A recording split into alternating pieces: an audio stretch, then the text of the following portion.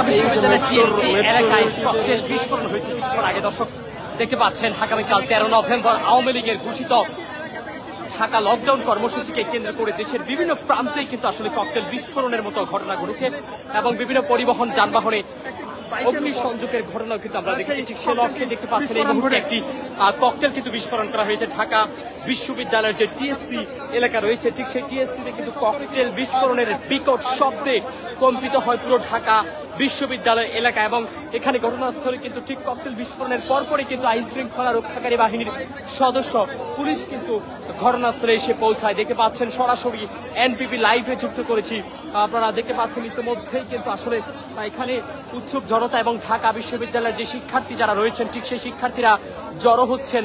পুরো এলাকা জুড়ে কিন্তু থমথমে অবস্থা বিরাজ করছে এবং ককটেল বিস্ফোরণকে কেন্দ্র করে সাধারণ শিক্ষার্থীরা কিন্তু জড়ো হচ্ছেন। আইন শৃঙ্খলা রক্ষাকারী বাহিনীর সদস্যরাও কিন্তু এসেছে ঘটনাস্থলে।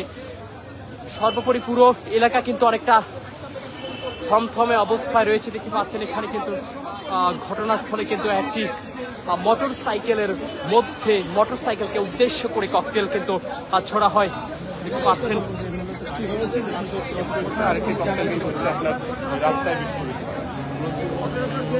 আমরা চা খেতে আসি, চা খেতে এসে আমি বাইকটা সাইডে রেখে চায়ের দোকানে গিয়ে চা আমার হাতে, চায়ের কাপ হাতে। এই অবস্থাতে আমি যখন চা খাচ্ছিলাম হঠাৎ করে দুটো সাউন্ড হলো বড় জোরে জোরে।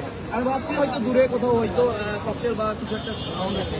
তো এসে দেখি ধোঁয়াতে সম্পূর্ণটা চারিপাশে ছেয়ে গেল। আমরা যখন জানতে পারলাম যে এটা আমার বাইক ছিল, এই যে কিছুক্ষণ আগে আমি বুঝতে পারলাম যে এটা আমার বাইক এবং বাইকটাতে ককটেলটা এটা হচ্ছে দূর থেকে মারা হয়েছে। এখন আমাদের উদ্দেশ্য করে মারছে কিনা বা এখানে যে লোক সমাগম ছিল তাদের উদ্দেশ্য করে মারছে কিনা এটা হয়তো তারা বলতে পারে, যারা পরিকল্পিতভাবে ককটেল এখানে ছুড়ে মারছে। আপনি ঠিক আছেন কিনা? হ্যাঁ, আমি ঠিক আছি, কিন্তু আমি একটু সাইডে ছিলাম, বাইকটা রাস্তার পাশে ছিল, বাইকের উপরে ককটেলটা ছিল। বাইকের কি ক্ষতি হয়েছে?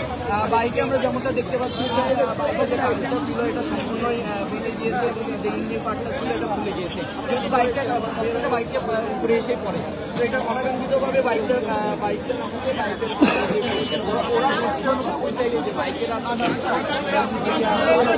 দর্শকরা শুনছিলেন কিন্তু আসলে ঠিক সেই ঘটনাস্থলে একেবারে সাধারণ মানুষের যে উপস্থিতি, ঢাকা বিশ্ববিদ্যালয়ের শিক্ষার্থীরা কিন্তু এখানে রয়েছে।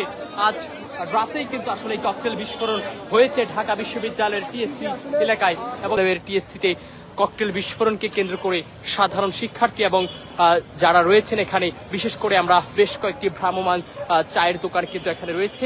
এই স্থানটিতে ঢাকা বিশ্ববিদ্যালয়ের শিক্ষার্থীরা কিন্তু অনেকটা সময় এখানে অবস্থান করে এবং এর পাশেই কিন্তু জুলাই গণ অভ্যুত্থানের যেই তথ্যচিত্র সেটি কিন্তু এলইডি স্ক্রিনের মাধ্যমে দেখানো হচ্ছে। আর ঠিক সেই ঘটনাস্থলটি যেখানে ঘটেছে তার পাশেই কিন্তু জুলাই আগস্টের গণ অভ্যুত্থানের বিভিন্ন চিত্র কিন্তু ফুটিয়ে তোলা হয়েছে শিক্ষার্থীদের উদ্দেশ্যে। ঢাকা বিশ্ববিদ্যালয় টিএসসি এলাকায় প্রজেক্টরের মাধ্যমে সেটি কিন্তু দেখানো হচ্ছে।